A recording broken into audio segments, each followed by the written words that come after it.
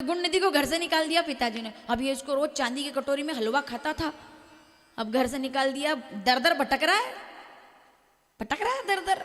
2 दिन में पता चल जाता है घर से निकलने का क्या मतलब होता है। कोई बेटा ज्यादा ऊचक उचक करे ना तो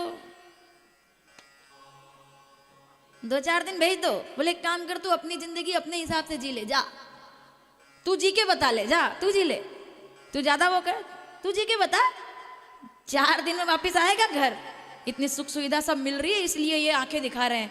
जिस दिन दाल रोटी खुद कमानी पड़ेगी तब पता चलेगा कि जब मैं 5 साल का था और पिताजी खेत जाते थे, ऑफिस जाते थे, तो मैं खेलता था और पिता मेहनत करते थे। जब खुद मेहनत करेगा तब पता चलेगा कि पिताजी क्या करते थे हमारे लिए, तब पता चलेगा। तो भैया मैं ये नहीं कह रही हूँ कि घर से बाहर निकाल दो,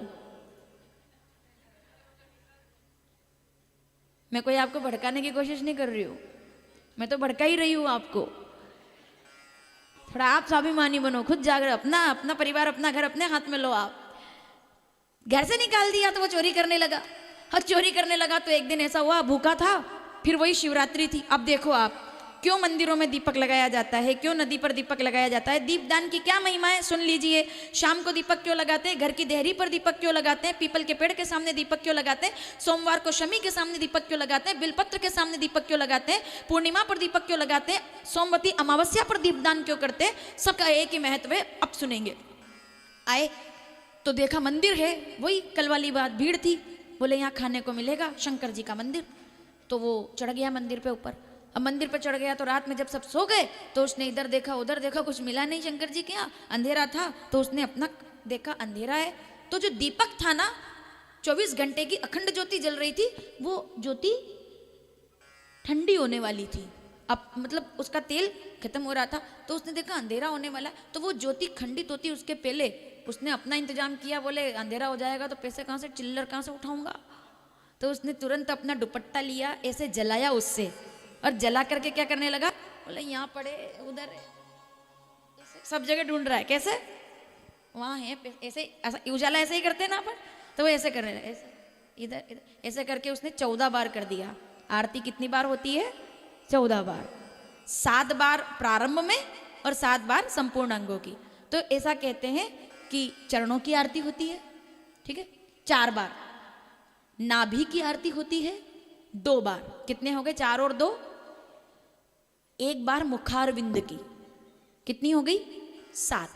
आरती करते समय ये भाव रखना, 4 बार चरणों की घुमाई, 2 बार नाभि प्रदेश की और 1 बार मुखार विंद की, और फिर 7 बार संपूर्ण अंगों की, 14 बार। ऐसे 14 बार उसने ऐसे से घुमा दिया। 14वीं बार में भोलेनाथ खुश हो गए और ये लोग जाग गए सब, तो इसको पीटा खूब के चोर चोर चोर चोर, वहीं प्राण चले गए और आंखें खुली, शिवलोक का वासी हो गया। बोलिए शंकर भगवान की। शिवलोक का वासी हुआ तो इसने आंखें खोली तो शिव जी के पार्षदों को देखकर, पापी था, महापापी, कितना बड़ा पापी, जुआ सट्टा खेलता था, चोरी चकारी करता था, तो इतना बड़ा पापी था, फिर भी शिव जी के लोक को पा गया। और शिव जी के लोक को पा गया तो जैसे देखा दर्शन, मगन होकर के, मैं यहाँ कैसे, क्योंकि तूने मेरी आरती उतारी है शिवरात्रि पर, इसीलिए तुम यहाँ आए हो।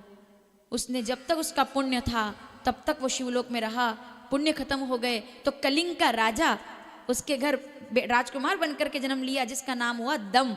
इसी गुण निधि का अगला जन्म कलिंग का राजकुमार बना और आगे जाकर के राजा बन गया दम। और जब ये राजा बना तो पूरे क्षेत्र में इसने घोषणा करवा दी कि चाहे कोई और कुछ करे ना करे, लेकिन दीपदान रोज होगा, रोज असंख्य दीपदान करो, रोज दीपक लगाओ।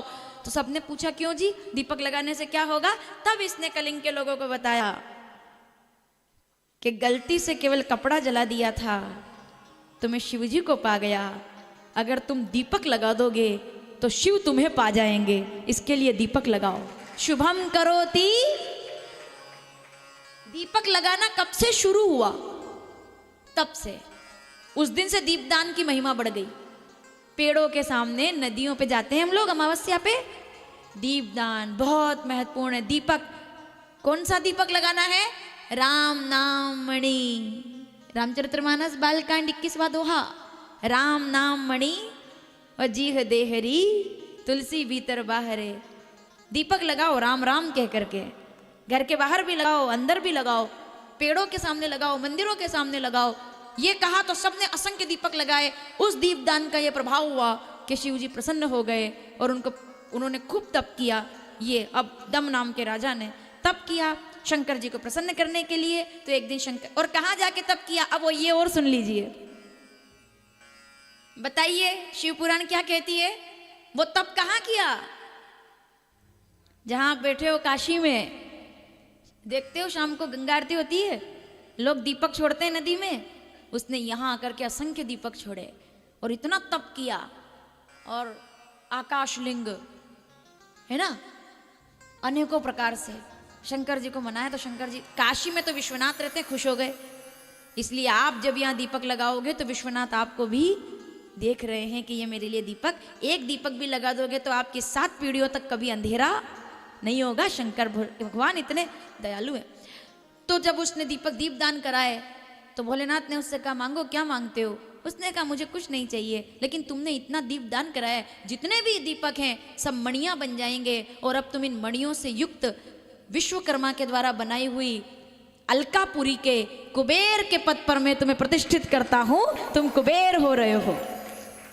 अब जब युग का परिवर्तन हुआ, सब कुबेर किसी व्यक्ति का नाम नहीं है, पद का नाम है।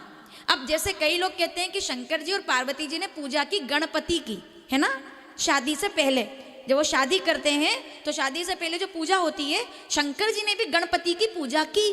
अब इसमें लोगों को संकोच होता है, बोले शादी के पहले पूजा कैसे की साहब, वो तो बाद में प्रकट हुए। अरे भाई इतनी सीधी बात है, गणपति किसी देवता का नाम नहीं है, पद है जो बार बार बदलता आता जाता रहता है।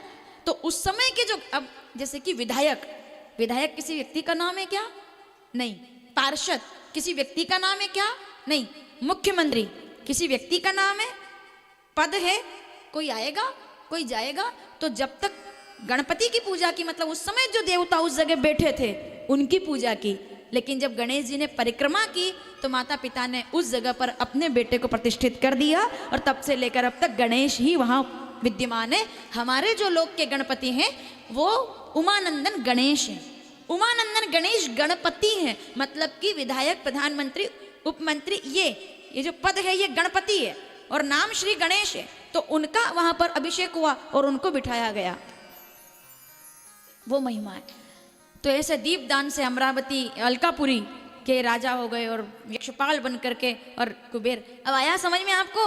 एक चोर को बना दिया उन्होंने, ऐसे, अब क्या कहूँ मैं, एक चोर को कुबेर बना दिया, चोर को कुबेर बना दिया। देखिए आप, कुछ नहीं करता था वो, खाली कपड़ा जलाने से जब उसको इतना सब मिल गया।